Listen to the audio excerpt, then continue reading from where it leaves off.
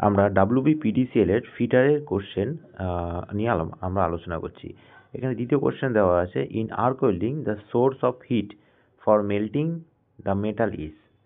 সহজ সরল ভাষায় যদি আমরা এটাকে বলি যে ওয়েল্ডিংয়ের জন্য, বিশেষ করে আর্ক ওয়েল্ডিংয়ের জন্য যে হিটটা তৈরি হয় সেটি কিভাবে তৈরি হয়, সেটি আমরা ইলেকট্রিসিটির মাধ্যমে তৈরি হয় আমরা জানি।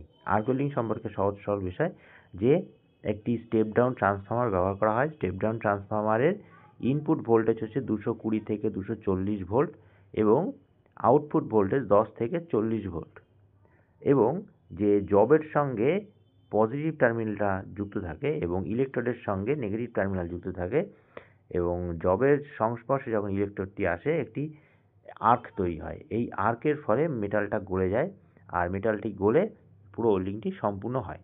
তো এখানে যেহেতু হিটটা কীভাবে তৈরি হচ্ছে, ইলেকট্রিসিটির মাধ্যমে তৈরি হচ্ছে। আমরা নেক্সট কোশ্চেন দেখব। বলছে, what is the main purpose of the air rule in 1982 in India.